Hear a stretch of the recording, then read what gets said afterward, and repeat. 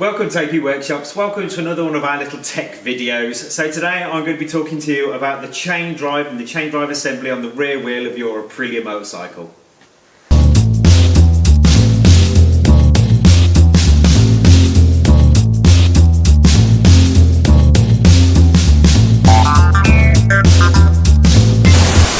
So welcome back to IP Workshops. I'm going to show you basically how the chain drive mechanism works on the rear wheel, the components that are involved in it, common problems you can have. We're finding quite a lot of people just lately that are doing, it's winter at the moment, it's January 2022. So basically there's a lot of people doing servicing at this particular point in time because people in the northern hemisphere, the weather is inclement, let's face it. So what we've got is what we're going to do is go through what parts are involved in it, common problems that happen, fixes, this kind of stuff that I can show you, which will give you basically a little bit more of an indication, something else to look at during your normal service routine. Now let's do this! So, this is an OZ wheel. Okay, now this basically came off of an RSVR, so this will fit pretty much all of the Aprilia range, RSV 420, that kind of stuff, no problems.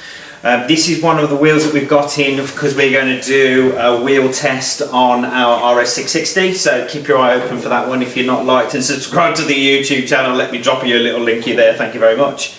So basically we're going to show you common problems on the chain drive mechanism, what the parts are, what you're looking for, okay, and sort of ways to go around fixing it. Just quick little checks that you can do as you're going along just so you can see what's going on. So we have got the wheel, we've got the actual sprocket carrier, and we've got Cush drive rubbers. So Cush drive rubbers are basically rubber or metal elastic bushes which take up the shock like that when you, I mean all of this is loosely assembled at the moment, it probably wouldn't work too well if we were going to work on this, but basically this takes out the shock of the chain or the snatch out of the chain and try to make things a little bit softer. So we've got Cush drive rubbers. I'm going to show you how to get those out because there's been quite a few people asking to find out on the Facebook page how to do that and how to get that out, and then I'm going to show you a couple of problems, a couple of bits and pieces, a couple of bits of information with this. This here is the sort of the sprocket carrier, so we do get problems with this one as well. So things there that I'm going to show you. Removing Cush drive rubbers. So if you've basically got your sprocket carrier, all of these are tight and you've got quite a lot of excessive play, or if you're going to remove these out of the wheel for any reason, these need replacing. So there's a method to doing this.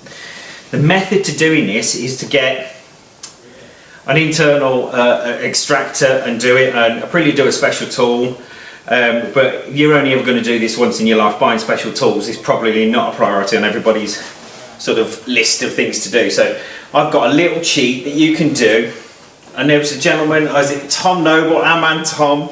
So our man Tom actually went out and argued that you should really, I saw on one for, you should really be using an internal extractor. He is absolutely right, don't anybody argue with him on this particular point in time, but I'm not going to go and buy one because I do maybe one every 2 years and it's just not worth it. So here's a little cheat just to get you out of it, because we do get asked this quite a lot and we do sell quite a lot of these rubbers.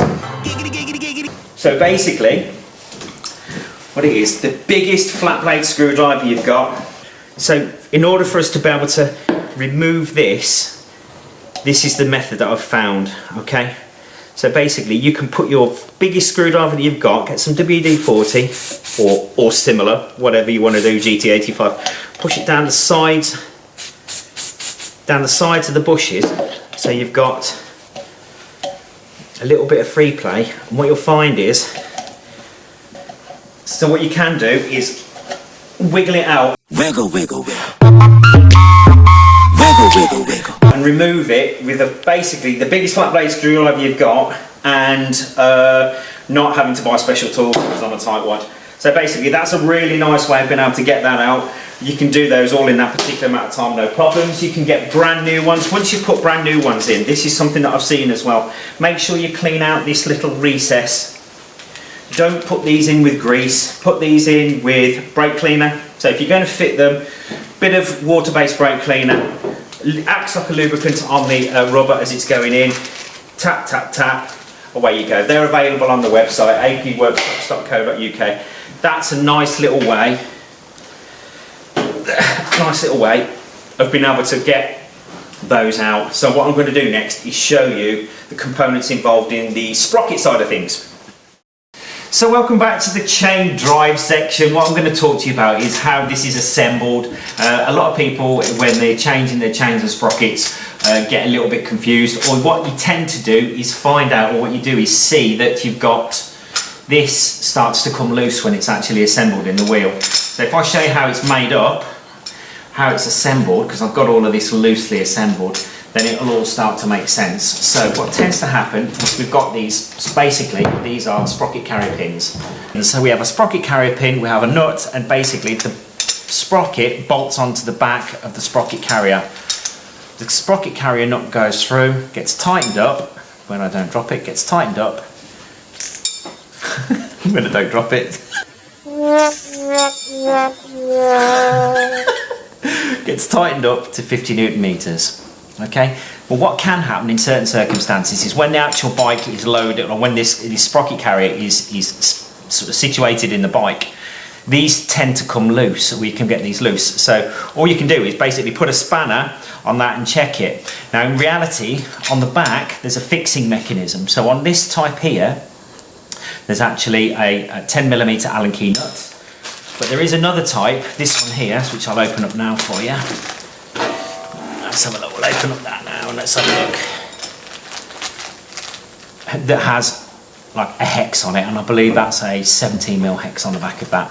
So there's two different types, both will fit, both will retrofit. You tend to find, I think Falco's, nerd out time here as well, but I think it's Falco's RSVs up to 2001,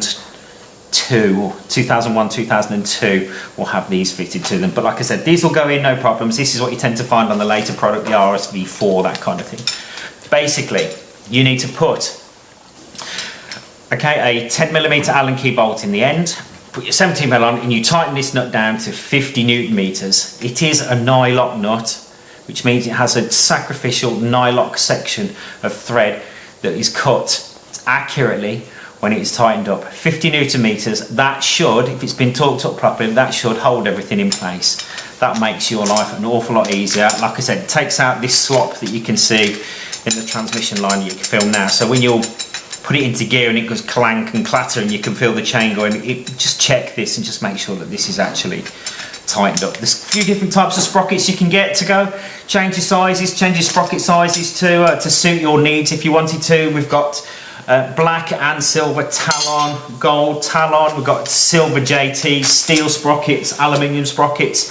Steel sprockets tend to be a little bit, if you imagine, a little bit stronger, a little bit more hardy, a little bit more resistant to sort of the day-to-day abuse, whereas the lightweight aluminium sprockets can still take it, but you've just got to be a little bit more careful with them.